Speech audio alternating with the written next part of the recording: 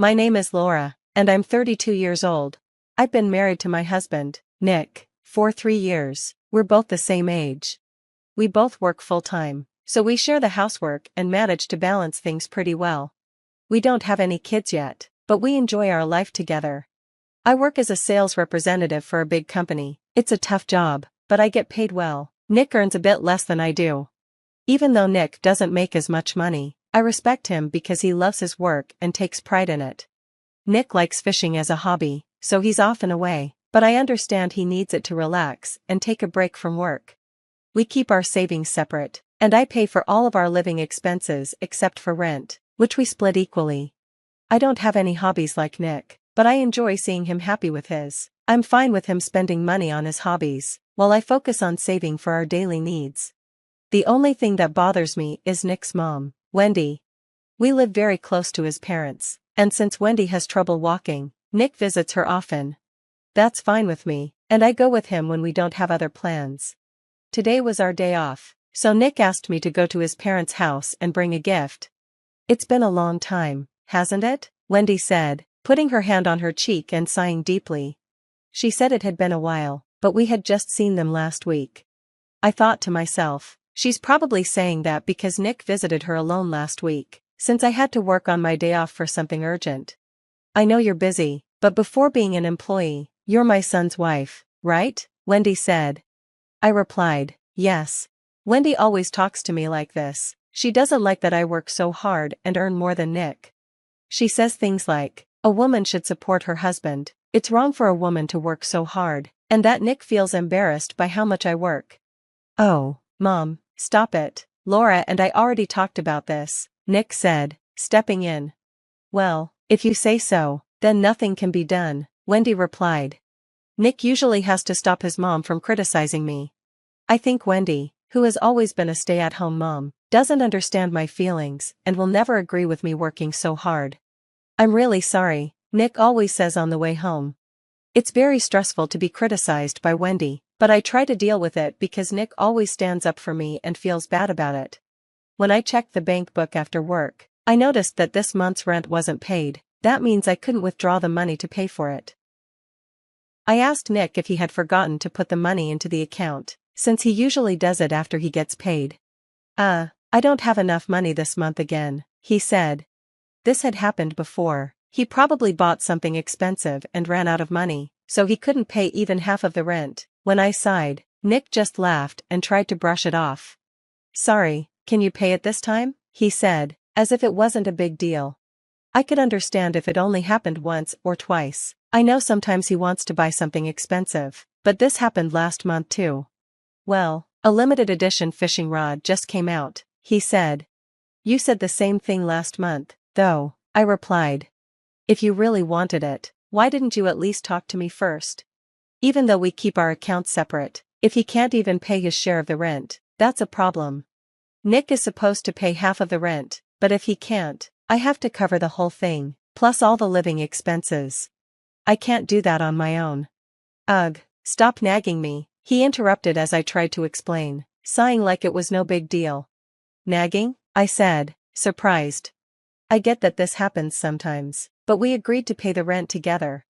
I was starting to worry about how he spent his money, but I hadn't said anything before. If anything comes up, you just talk about money, aren't you too obsessed with it, Laura? Nick said. I was shocked. How can you say that? We can't stay here if we don't pay the rent, right? Talking about money all the time is disgraceful, he replied. What, disgraceful? That's what Nick said to me. Why would he say that? I knew Nick didn't care much about money, and that was one of the things I liked about him, so even though he didn't save a lot, I thought it was okay if I saved the money and took care of the family finances. But to him, that was disgraceful. When I didn't say anything, Nick probably thought I couldn't argue back, so he sighed and said, I knew you were like this, but like my mom says, women should stay at home and support their husbands. What?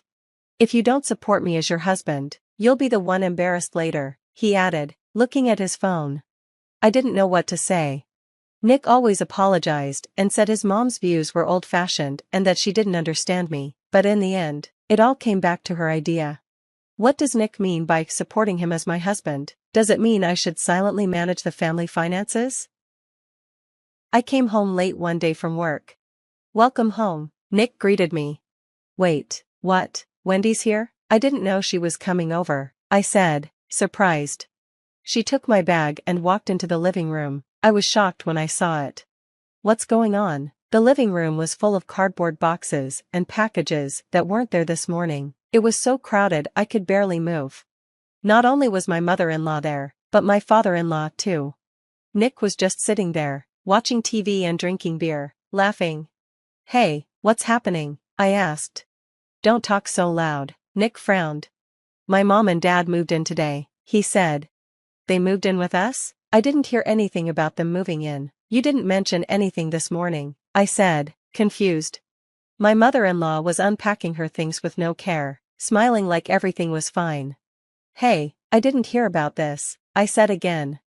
Mom can't walk very well anymore. She can still walk a little, but it's hard for her to live on her own, Nick explained. But we have an extra room, so it's fine, he added. I thought it would be better for you to live with Mom, so it won't be a burden on you. I'll help with the housework, and it'll be easier for you since you're always busy with work.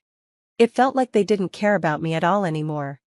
I told Nick I didn't want to live with his parents, but he didn't seem to listen. Seeing him act like this made me want to cry. We had gone through the trouble of renting a bigger house because we wanted space for a baby in the future, but I never imagined our family would grow like this. Living with Nick's parents felt terrible. They took over the room I had planned for a future baby, and it felt like they owned the house. My favorite sofa and dining table were no longer available to me. They told me that as the wife, I was supposed to do all the chores and not even sit down. The only time I could sit was when everyone was asleep, and I was alone. Eating leftovers by myself every day made me want to cry. What am I doing? How did this happen?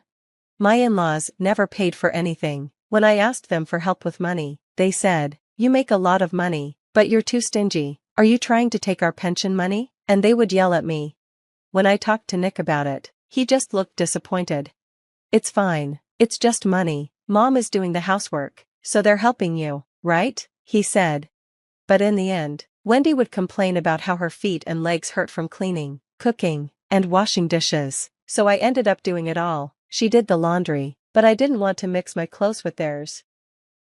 In the end, I did all the laundry by myself. Since Nick's parents moved in, there were more people in the house, which meant more chores and more financial stress. I complained about it, but no one listened. Instead, they yelled at me, saying they didn't think I was such a cold person. What the heck? If you have a problem, leave. Nick, who used to support me, wasn't the husband I loved anymore. I realized I couldn't be happy living with these people anymore. Day after day, I was blamed for everything. Meals were wasted, and my personal belongings would disappear or end up in the trash. I became numb to it all. Then, there was the issue with the living expenses. You're still talking about that? You make a lot of money, so just handle it, they'd say. But my credit card was being used without my permission. Was this Wendy's doing? I only borrowed a little. I'll pay you back later. Wendy snickered when I showed her the credit card statement. I was shocked to see nearly $5,000 spent in 1 month. Wendy admitted she used my credit card, and I found many branded items in her room that she clearly bought using it. Nick knew about this, but didn't say anything. He stopped helping with the chores we used to share, and now he didn't even want to look at me. But I wasn't going to let this go on forever. That was enough. The next day, after I spoke to my lawyer, I took a paid leave from work. I left the house, but returned with movers and their truck. What about work? Wendy, who was alone at home when I returned, asked, confused. She saw the movers behind me and looked puzzled. Excuse me, we might be a bit noisy, I said, ignoring her. I told the movers to start. Huh? Who are these people? Wendy asked. Well, please get started, I told the movers. Walking past Wendy, who was shocked at what was happening, I led them to my room. Please take everything out, I said. They quickly packed up my things and started carrying them out. I felt relieved as I watched them.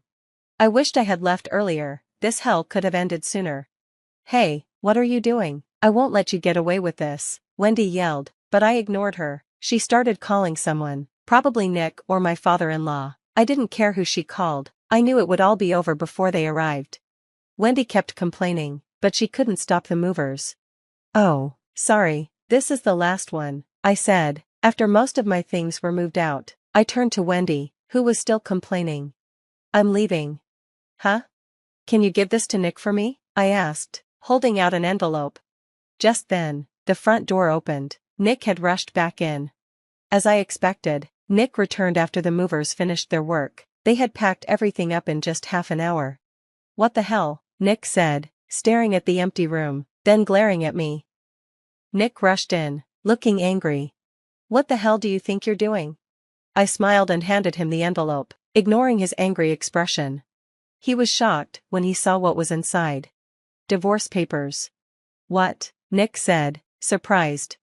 Wendy came running over to see what was in Nick's hand. "What are you doing? How dare you give my son divorce papers?" "It's time for a divorce, let's end this," I said calmly. "You need to be grateful to Nick for marrying you, and it's your job to serve him and his family." The movers, who had been quietly waiting, looked surprised at Wendy's rude comments. I realized then that her behavior was out of line. "I'm not wrong, this isn't normal. You told me to leave if I had a problem, didn't you?" I said to Nick, who was stunned. "I didn't think you'd actually leave," he stammered, probably shocked that I had the courage to do it. "Well, I've had enough, and now I'm leaving," I said, turning and walking out with the movers. I apologized to the movers for the commotion, but they were supportive. They said they knew what had been going on and comforted me. I felt a mix of fear, sadness, and relief, but I was proud of myself for leaving. Afterwards, I officially filed for divorce through my lawyer. I had been preparing for this moment. I consulted a lawyer and gathered evidence of all the reasons I wanted a divorce, including all the complaints and criticisms from Wendy and Nick, as well as the personal belongings they had thrown away. My lawyer said I had enough evidence, so we moved forward. I had already signed a lease for my new place, and all that was left was to move my things. I smiled at the thought of starting fresh, even though I had to leave behind some of my favorite furniture. It felt exciting to finally live on my own terms. Nick and Wendy were not happy about the divorce. Nick even stormed into my lawyer's office asking for my whereabouts. He also tried waiting for me at work, but with the help of my colleagues, I was able to avoid them. The things Nick and his parents had done were terrible, and my lawyer said that if it went to court, we would definitely win. Nick didn't want a trial, because it would cost him more money, so he reluctantly agreed to the divorce. I also demanded that Wendy pay me back for using my credit card without permission, along with alimony. Wendy fought back at first, but when I threatened to report her to the police, she backed down. Wendy kept saying, "We're family," but I realized she only meant her own little family, her, Nick, and her husband. She had forgotten about me. I felt disgusted every time she used the word family to try and manipulate me. After the divorce was final, Nick and his parents moved away. The neighborhood didn't want them around after all the drama, and Nick couldn't afford the rent without me. They moved to a small house in a rural area, and Nick now had to live on his small salary and his parents' pension. Nick tried to contact me many times, texting, "We're struggling, please come home," but I blocked his messages. As for me, I'm finally happy. I live in a place filled with things I love and work at a job I enjoy. I don't have to worry about people invading my privacy or always complaining about me. Life is much more comfortable now. There's a colleague at work who I'm interested in. We're both busy, but he's kind and understands that I need time to trust him. He's patient and says he'll wait. We support each other and are independent, and I'm excited to see where this relationship can go. I'm ready to live a happy life with someone who respects me.